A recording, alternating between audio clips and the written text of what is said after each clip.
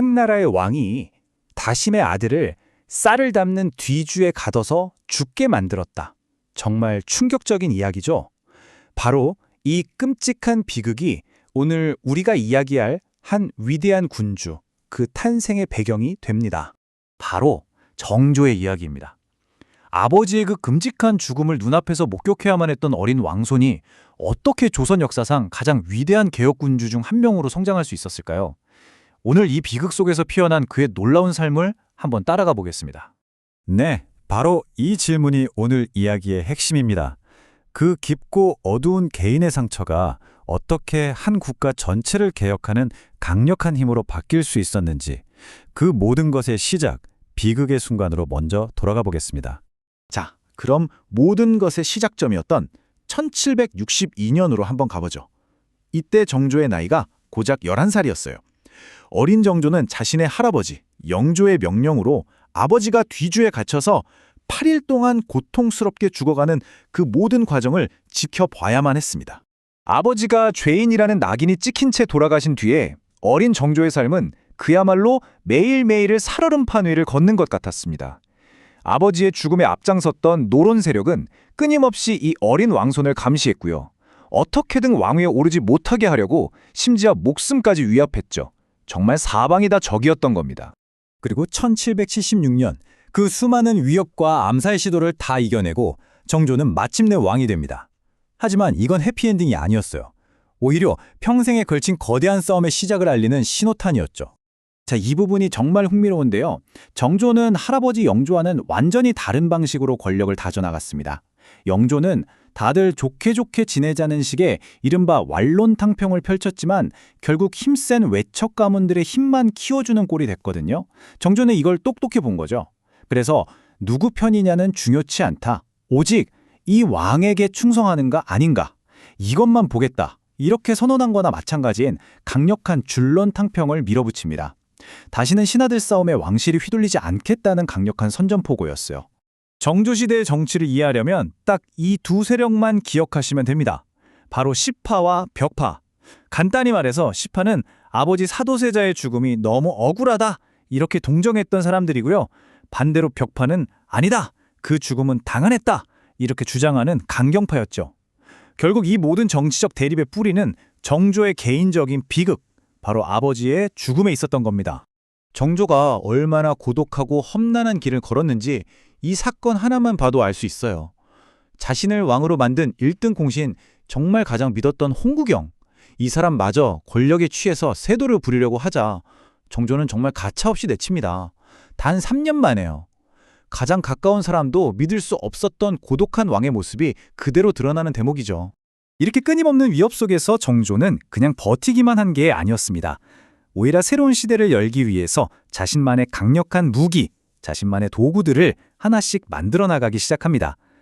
그의 개혁 정치를 뒷받침했던 핵심 기둥들이 뭔지 한번 살펴보죠.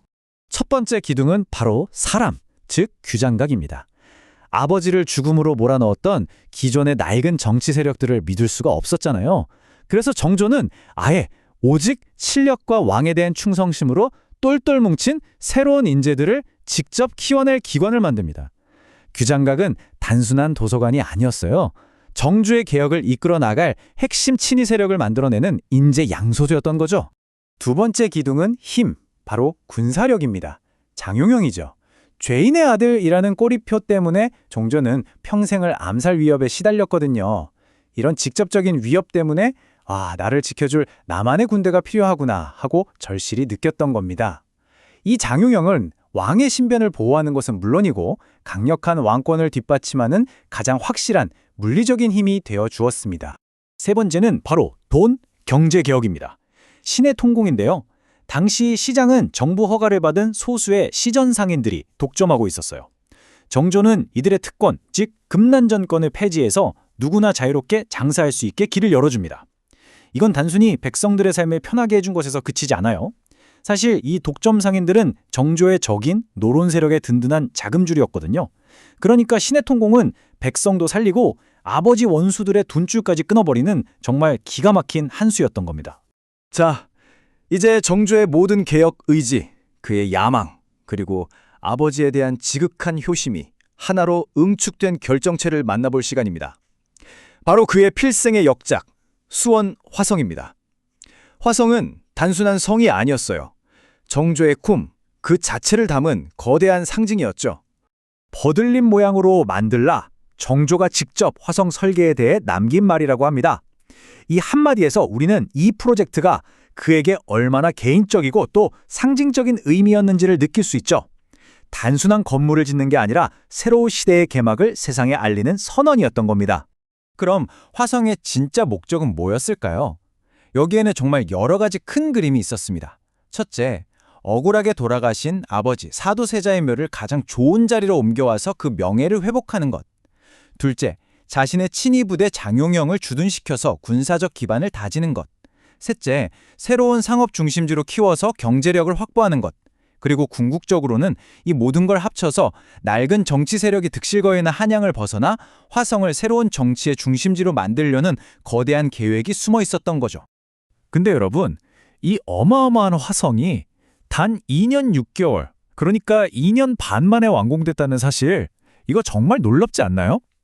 이건 정약용이 만든 거중기 같은 당시 최첨단 과학기술과 반드시 해내고야 말겠다는 정조의 강력한 의지가 만들어낸 그야말로 기적 같은 결과였습니다. 이렇게 화성까지 성공적으로 건설하면서 자신감을 얻은 정조는요, 드디어 자신의 평생 수건이었던 아버지의 완전한 명예 회복을 위한 마지막 발걸음을 내딛습니다. 하지만 그의 앞에는 마지막이자 가장 거대한 도전이 기다리고 있었습니다. 1800년 5월, 정조는 오회연교라는 걸 발표하는데요. 이건 내 아버지 사도세자의 죽음은 억울한 것이었다라고 공식적으로 선언해버린 그야말로 정치적인 폭탄이었습니다. 평생 자신을 반대해온 벽파 세력의 면전에다 대고 정면으로 선전포고를 한 거죠. 자, 이 타임라인을 한번 보세요. 온 나라가 극도의 긴장감에 휩싸였던 바로 그 순간, 모든 것을 바꿀 이 폭탄 선언을 한 지 불과 한 달 남짓 만에 정조가 갑자기 세상을 떠납니다. 그의 나이 고작 49세. 너무나 갑작스럽고 의문스러운 죽음과 함께 정조의 모든 꿈은 그대로 멈춰서고 말았습니다. 정조가 죽은 뒤의 조선은 정말 너무나 허무했습니다. 그가 평생을 바쳐 이룩했던 모든 것들이 정말 순식간에 물거품처럼 사라졌어요. 강력했던 탕평책은 폐기됐고 왕의 자랑이었던 친위대 장용영은 해체됐으며 정조와 함께 개혁을 이끌던 인재들은 모조리 쫓겨났습니다. 조선은 다시 어두운 과거로 되돌아가고 말았죠. 정조가 추진했던 그 수많은 개혁들, 어쩌면 그가 조금만, 딱 10년만 더 살았더라면 조선이라는 나라를 완전히 다른 나라로 바꿀 수 있었을지도 모릅니다. 만약 그에게 10년이라는 시간이 더 주어졌다면 과연 우리의 역사는 지금과 어떻게 달라졌을까요? 이 질문을 여러분께 남기면서 오늘 이야기를 마치겠습니다.